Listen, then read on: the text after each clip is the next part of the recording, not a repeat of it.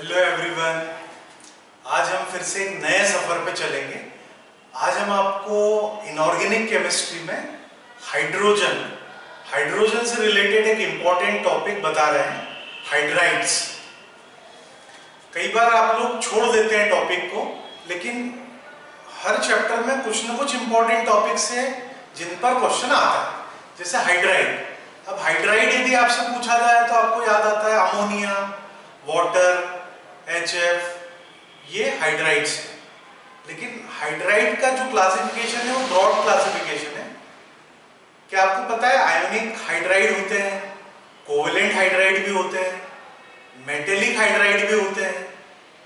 कई बार आपको क्या किया जाता है, 4 कंपाउंड दे दिए और पूछ लेते हैं which of the following is electron deficient hydride, या आपसे पूछ लिया इलेक्ट्रॉन प्रिसाइज हाइड्राइड, या आपसे पूछ लिया इलेक्ट्रॉन रिच हाइड्राइड, या 4 एलिमेंट दे दिए, 4 ग्रुप दे दिए और आपसे पूछ लिया कि हाइड्राइड गैप किस एलिमेंट से रिलेटेड है।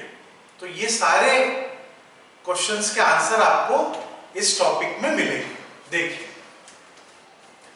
पीरियोडिक टेबल में टोटल 4 ब्लॉक्स हैं, S block, P block, D block और F ब्लॉक। तो हर ब्लॉक के एलिमेंट अलग अलग टाइप के हाइड्राइड्स बनाते हैं। S ब्लॉक के जो एलिमेंट्स होते हैं ये मोस्ट मेटेलिक हैं, तो ये बनाते हैं आयोनिक हाइड्राइड।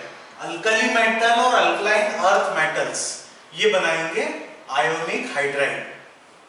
अब इसमें भी एक्सेप्शन है, वही पूछा जाता है। 4 एलिमेंट आपको दे दिए, उनके हाइड्राइड दे दिए और आपसे पूछेंगे कौन सा आयोनिक हाइड्राइड नहीं बनाता है। तो देखिए, बेरिलियम और मैग्नीशियम ये बनाते हैं कोवेलेंट हाइड्राइड। बाकी सारे इस ग्रुप के जो मेंबर्स हैं वो क्या बनाएंगे, आयोनिक हाइड्राइड।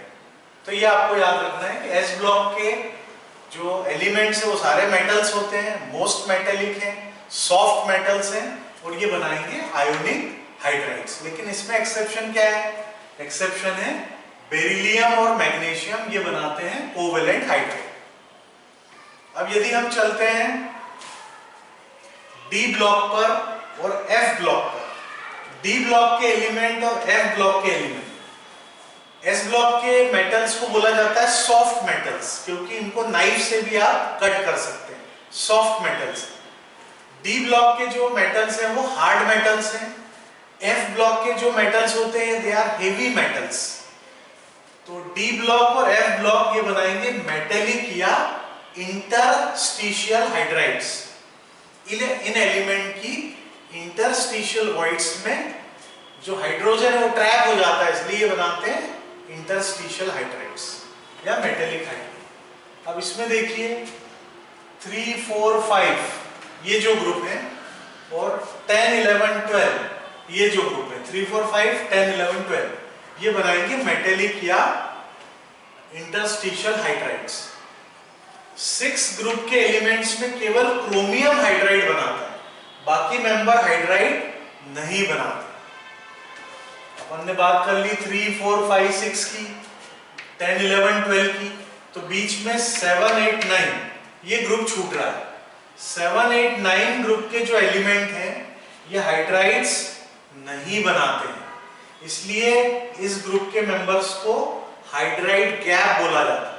क्योंकि देखिए, उसके पहले सारे मेंबर्स बना रहे हैं, उसके बाद भी बना रहे हैं, इवन P ब्लॉक भी बनाएगा, इधर S ब्लॉक एलिमेंट्स भी बना रहे हैं, लेकिन 7, 8, 9 ग्रुप के एलिमेंट हाइड्राइड नहीं बना रहे, इसलिए इसको हाइड्राइड गैप बोला जाता है।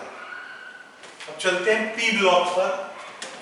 P ब्लॉक के जो एलिमेंट्स हैं वो बनाएंगे मॉलिक्यूलर या कोवेलेंट हाइड्राइड। 13 ग्रुप के जो एलिमेंट्स हैं ये बनाते हैं इलेक्ट्रॉन डेफिशिएंट हाइड्राइड। 14 ग्रुप के जो मेंबर्स ये बनाते हैं इलेक्ट्रॉन प्रिसाइज हाइड्राइड। और 15, 16, 17 ये बनाते हैं इलेक्ट्रॉन रिच हाइड्राइड। और जो नोबल गैसेस हैं अगेन फिर से वो हाइड्राइड नहीं बनाएंगे, क्योंकि नोबल गैसेस तो अनरिएक्टिव होती है, वो तो स्टेबल है, स्टेबल कॉन्फ़िगरेशन। 13 ग्रुप या बोरॉन फैमिली के जो मेंबर्स हैं ये बनाते हैं इलेक्ट्रॉन डेफिशिएंट हाइड्राइड। क्योंकि बोरॉन फैमिली में जो एलिमेंट है इनका जब कंपाउंड बनते हैं तो ये इलेक्ट्रॉन डेफिशिएंट कंपाउंड बना रहे हैं। जो सेंट्रल एटम है बोरॉन, एल्यूमिनियम या बाकी मेंबर्स में, उसका ऑक्टेट इनकम्प्लीट होता है, इसलिए ये बनाते हैं इलेक्ट्रॉन डेफिशिएंट हाइड्राइड। आप 14 ग्रुप या कार्बन फैमिली के मेंबर्स को देखेंगे, ये सभी हाइड्राइड बनाते हैं, हमने कुछ लिखे हैं, सभी बनाते हैं। तो इनके हाइड्राइड देखिए CH4, SiH4, यहां पर ये इलेक्ट्रॉन प्रिसाइज हाइड्राइड बनाना, मतलब जो सेंट्रल एटम है उसका ऑक्टेट कंप्लीट है, इसलिए इलेक्ट्रॉन प्रिसाइज हाइड्राइड है। लेकिन जब आप 15, 16, 17 यानी नाइट्रोजन फैमिली, ऑक्सीजन फैमिली और हेलोजन्स को देखेंगे तो इनके सेंट्रल एटम के पास आपको एक या एक से ज्यादा लोन पेयर मिलेगी। फॉर एग्जांपल देखिए अमोनिया, नाइट्रोजन फैमिली का फर्स्ट मेंबर अमोनिया, इसमें नाइट्रोजन के पास हमेशा एक लोन पेयर होती है। बाकी ग्रुप मेंबर्स सभी हाइड्राइड बनाते हैं, सभी कोवेलेंट हाइड्राइड बनाते हैं, सभी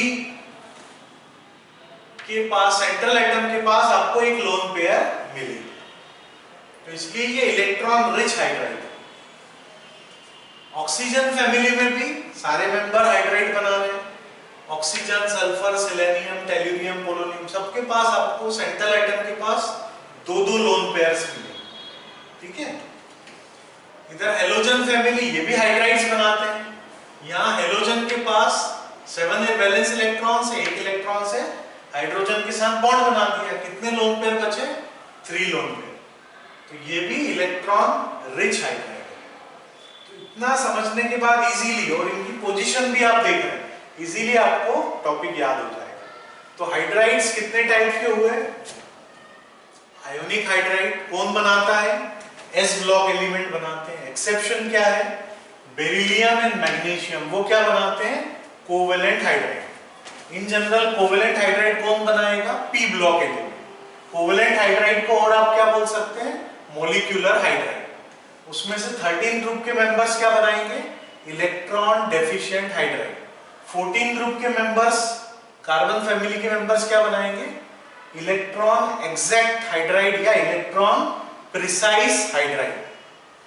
15, 16, 17 group in nitrogen family, oxygen family और हेलोजन्स, ये क्या बनाएंगे?